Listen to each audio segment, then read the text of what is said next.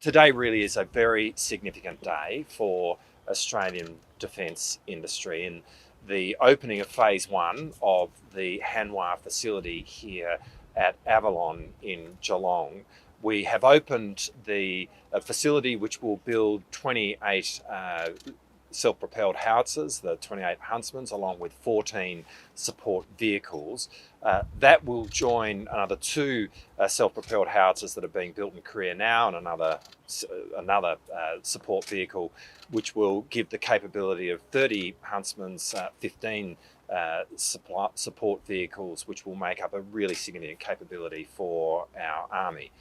Going forward, phase two of this facility will build the 129 infantry fighting vehicles, the Redbacks. We saw an example of one of them just before.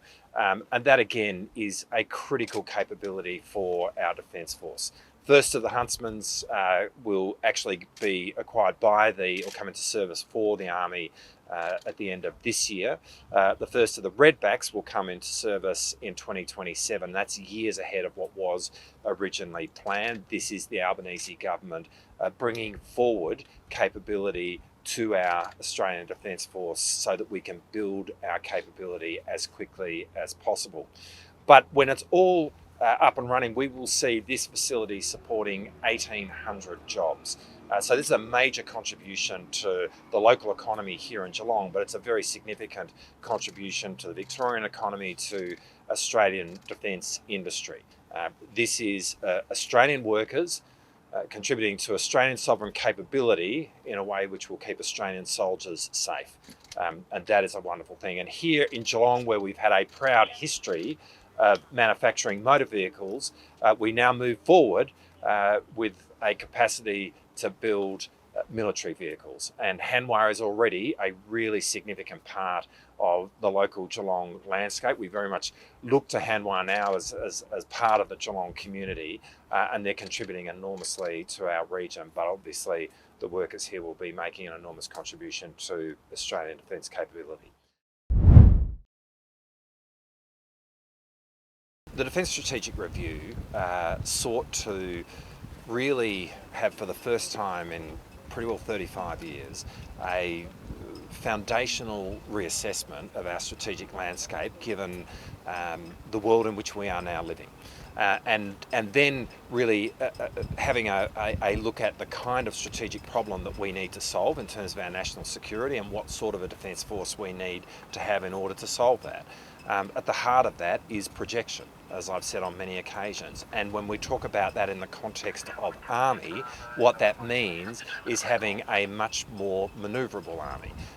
We need to be focused on capability which we can move beyond our continent. Facing a land war on the Australian continent is not the strategic challenge that we face going forward. Being able to project and make our contribution to the collective security of the region is the strategic problem that we need to address.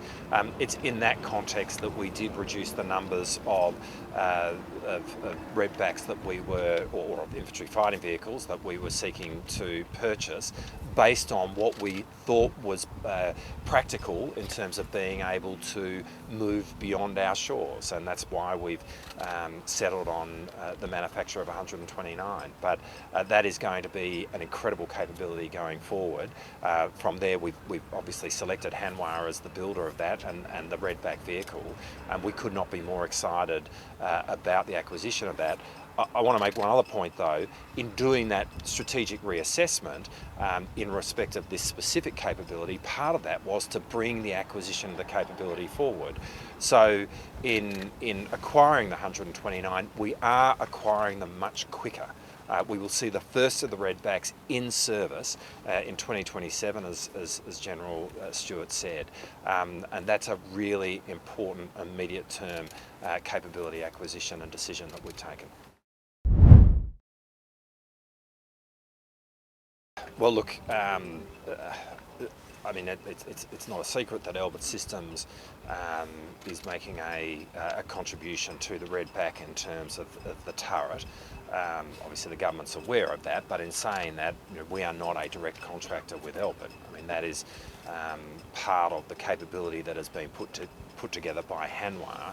Hanwha is the prime contractor here. They are the company with whom we have contracted to provide the capability of the infantry fighting vehicle, and ultimately the supply chain that it engages to build its vehicle is a matter for them. Well, that's a really good question. I mean, firstly, this facility is a very important step forward, and the work that Hanwha is doing in Australia is really significant. It's significant from the perspective of Hanwha. I mean, this is the largest facility that Hanwha has now outside of the Korean Peninsula, and so that is a very significant step forward from their perspective. And I think you will see defence industry play a growing part in the bilateral relationship between our two countries. But it's not just defence industry, to go to your question. It's also the strategic outlook that both of our countries have.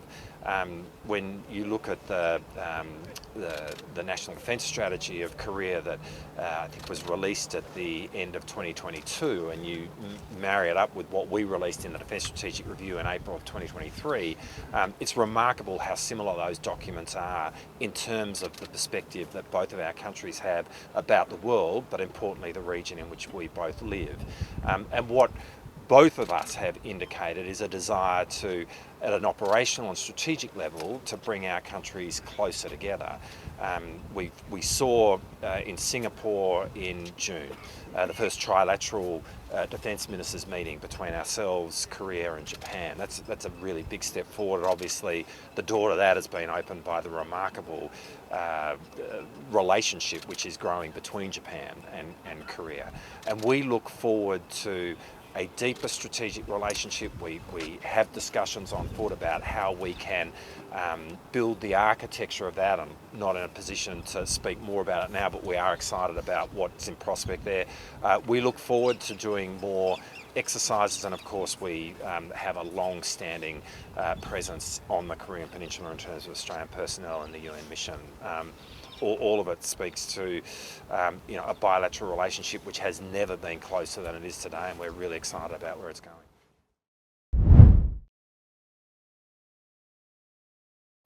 Well, there are actually two bids coming forward from Korea, and we're in the process of assessing the 5 bids that are present now in relation to the general purpose frigate. And speed of into service is a critical part of how that is being assessed.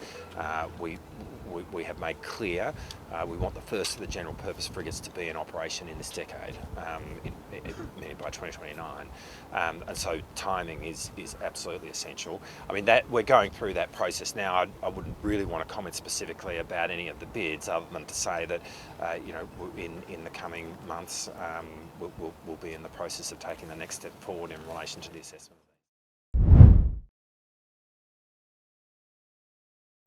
Well, there will be a decision in respect to the frigate soon. I know that's a very unsatisfactory answer to your question. But I mean, the point really is speed is of the essence. The critical date here is we want the first of the frigates in service by 2029. That necessarily demands that we are making a decision very quickly.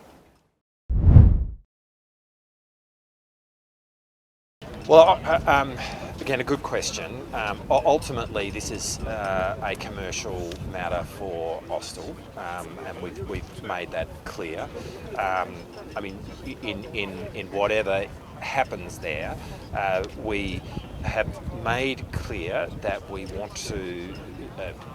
We've made the decision for Austal to be our strategic partner in the West in terms of, and we've seeing them pilot that arrangement with the making of the Army watercraft medium, ensuring that Austal is in a position to meet what comes from being a strategic partner in respect of any of the future shipbuilding in Western Australia, and that would include the general purpose frigate, is obviously essential here. But with that proviso, this is fundamentally a commercial matter for Austal.